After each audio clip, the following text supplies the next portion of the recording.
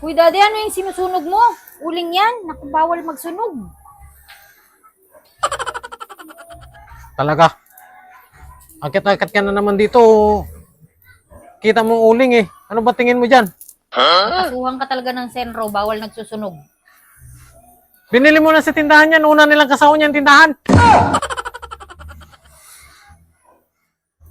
Ba't na nila ako kasuhan? Kaya binibinta nila yan. Una mo puntahan doon yung tindahan. Magreklamo ka doon sa tindahan. Huwag dito sa akin. Okay, pumunta ka doon sa Meralco. Yung ka magreklamo. Sabi mo, taas ng bill mo. Meron ka na nga solar, taas-taas pa ng bill.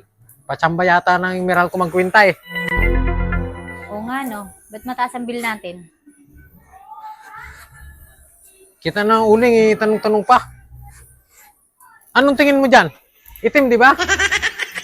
Itim, di ba? Itim ba yan? Kala ko hindi itim, kala ko black. Nakakatawa.